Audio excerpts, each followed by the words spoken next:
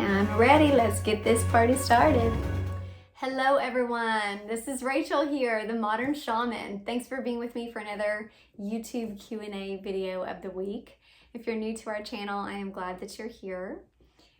Feel free to check out my website, which is themodernshaman.net. That is a wonderful way to get in touch with me, to follow through with taking my master class or any sort of lecture and curriculum, as well as sending in your questions for these YouTube videos or signing up for a personal session for me for healing as well as vision and seership. So here is the question of the week. Let's get to it. It says, Rachel, thank you for your videos. They are so helpful to me. I wanted to ask you a simple question in terms of your spiritual guidance. What is the spiritual effect of having too many sexual partners? Okay, that is simple. Like at least simple in the way you put the question. What is the spiritual effect of too many sexual partners? This is a great question because our culture now doesn't seem to value or doesn't give the messaging that sex is sacred. And it is literally a sacred ceremony.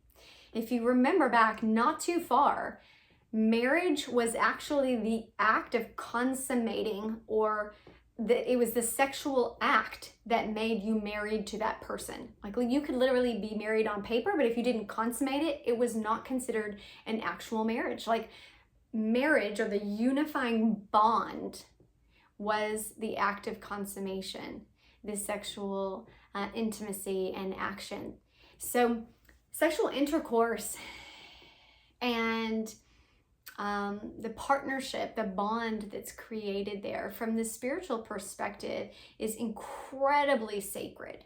This is why you have a lot of spiritual practices around it, or a lot of religious rules and dogma around staying pure and sexual abstinence and purity. This is purity in itself is a description not just of the physical form in terms of never having been with someone sexually. It's also a description of the vibration in which you maintain your frequency. When I did a video on angels, I talked about varying higher vibrational beings. When we are pure in our spiritual self, we hold a higher vibration in our body, mind, and soul. Our spiritual vibration, which is that oscillation of energy of the soul, of our spark of divine supreme consciousness from the supreme creator, from the universe, from God. This spark that is us, that we call soul, has varying levels of purity to it, varying vibrations in our frequency. And purity, part of how that's gained or maintained is through sexual purity. This is a physical form of purity. There's also abstinence of food, which is part of fasting, and a lot of spiritual practices have to do with practices that have purity through the organs and the functioning of the body. Let me see. Too many sexual partners. I'm going to try to stay focused on that. When we have too many, and I don't know what number it is in your head that deems too many, but I would say the least amount is the more pure, right? Because essentially your essence itself is still in its purest vibrational form with the least amount of energy added to it. So when we have sexual intercourse with another soul, another entity in energy, we are sharing, we are energy melding, and we are melding our body, mind, and spirit. This is why it's considered a sacred ceremony. It is a ceremony of melding of the two energies and entities. When this happens, we begin to take on all that soul is. It is literally a melding. So you combine the two and create a separate entity. I'm not talking about a baby. I'm talking about the entity that is the union, the one that is created from the two. Okay, this is separate from material creation, like I said, of a baby, like an offspring. This is just the unified sense of like, we are one now, and our relationship in itself has a personality, has an entity, and it has trauma. It has ancestral lineage from both sides. It has emotional hopes and dreams and emotional traumas as well, pain. It has emotional volatility. It has patterns and tendencies that may be positive, may be negative. And it's not just that person, it's all that that person carries with them. So it's as if the energy body or the auric field of that person, the energy body is their light form, right? And as well as the field of energy around them that's emanating from them blends with yours. And that creates a separate color. Let's talk about it in colors, right? If you were to have, two separate colors blending, they would make a new color. This is the same in terms of your energy field and your energy body when you have sexual intercourse. And it carries all that that person claims as part of their essence, of their own energy field. So you must be very conscientious and wise and deliberate with this decision. This is not a casual decision.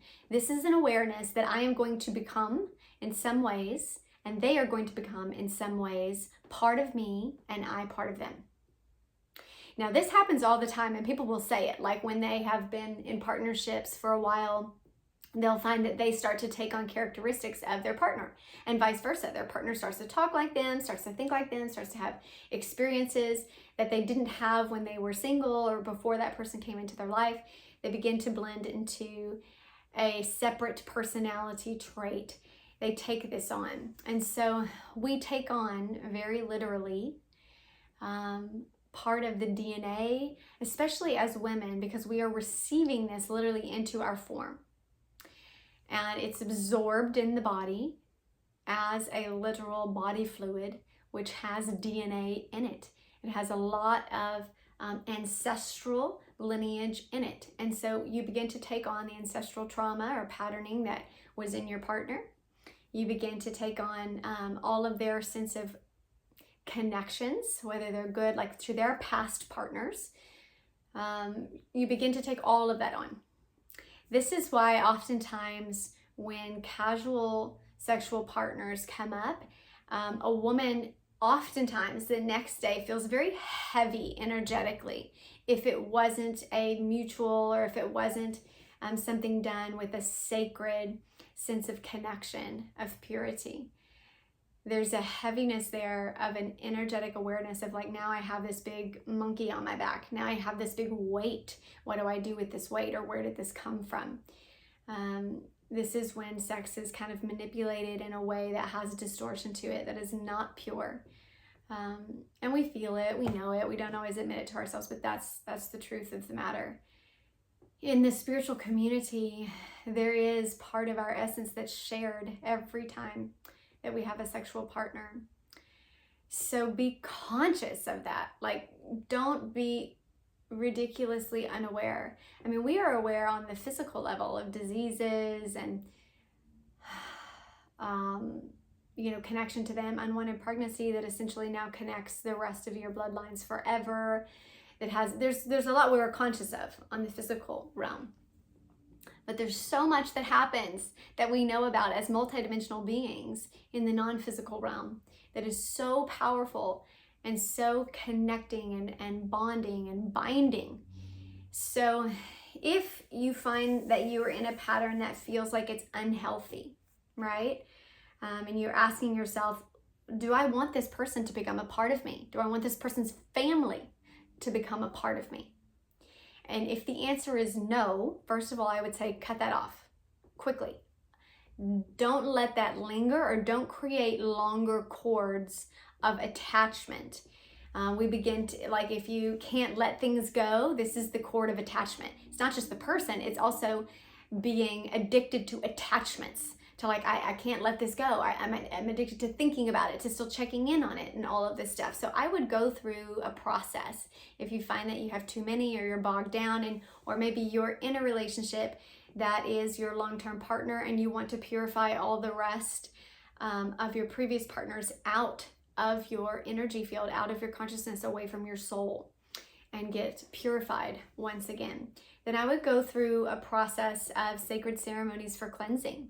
So they have cleansing, which would be sacred bathing. That's the first thing, cleansing through water. Okay, similar to a baptism. So this is a sense of like cleansing myself of all debris that is unwanted. So this is done through water, and it's literally just like a bath with that intention of cleansing everything, taking everything off that is in the form, that is part of the body that you no longer desire, okay? And you just watch it go down the drain. You would either uphold names or situations or memories, let them come up to the body, and then let them come out as you're doing the bath.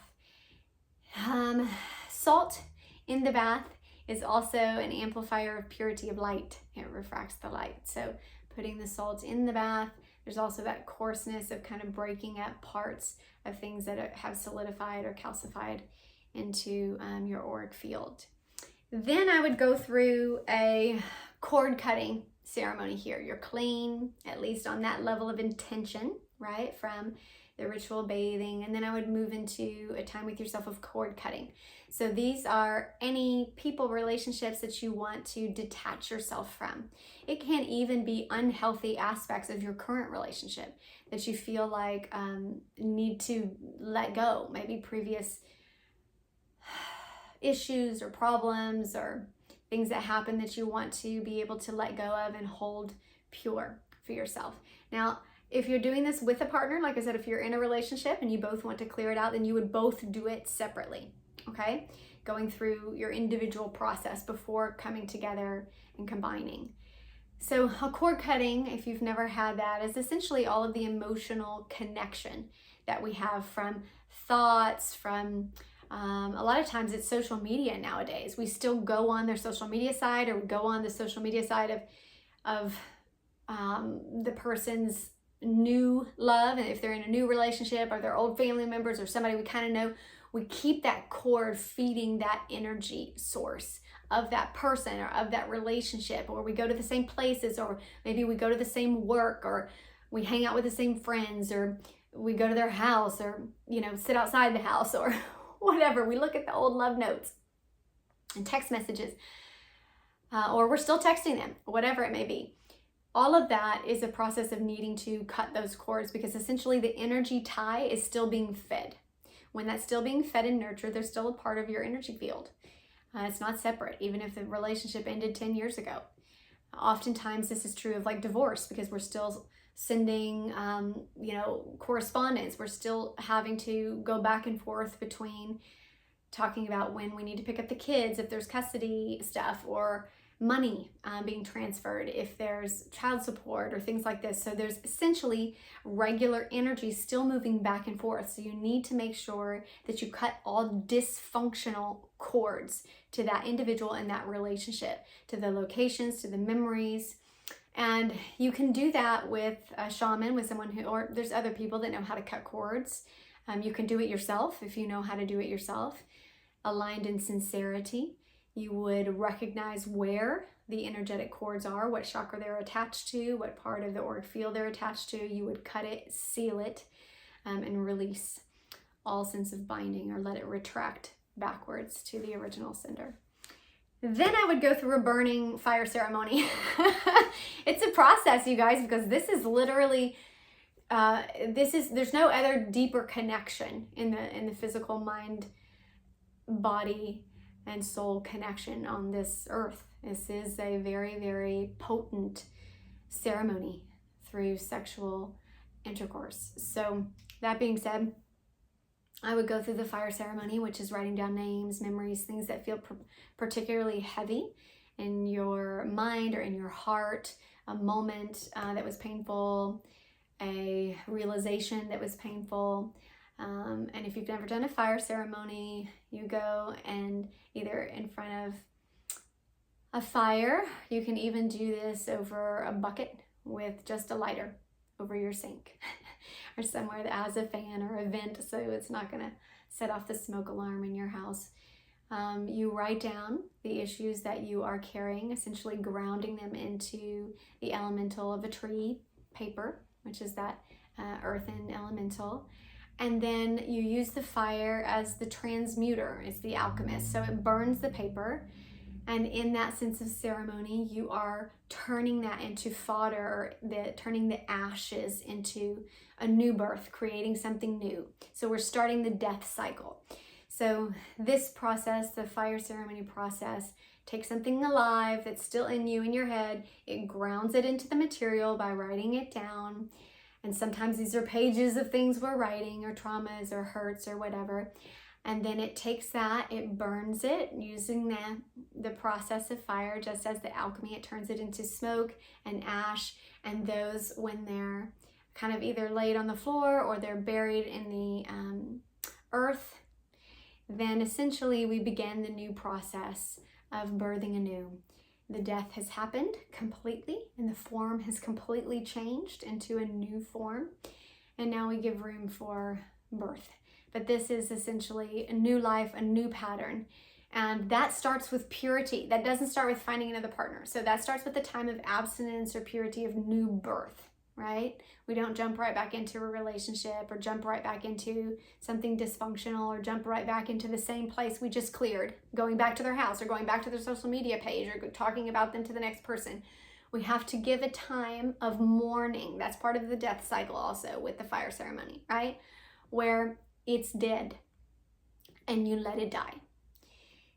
Acknowledging that it's no longer in your life, that there is absence there. Okay, this is the process of abstinence, where people say, I'm not going to date for a year, I'm going to give myself 6 months, I'm going to, whatever the timeline is that feels relevant for you. You can tune into that with your own sense of resonance and higher guidance. But there is a time that is absent of that other relationship or any activity there that would bring that back to life. You're letting it die. And then through that natural process afterwards, there's a sense of purity that begins to come up, and you feel it. You feel strong. You start to feel back to your sense of self without the weight of the other as a part of your being. So that is my sense of guidance for you of the spiritual perspective of too many sexual partners. Be wise in this, right? Especially be discerning with what feels true when you feel the best. What happens is too, oftentimes, this makes our auric field feel very chaotic. When we have a lot of other people and other energy in here, it feels very chaotic, and our life manifests chaos. It manifests confusion, and we don't quite understand what's going on because there's so much energy in that field that we've taken on as a part of ours. So I hope that blesses you and gives you some insight, no matter where you are on that path of your own sense of purity and your vibration. All right. I'm going to sign off here and send you all blessings. We'll be back here next week with another video.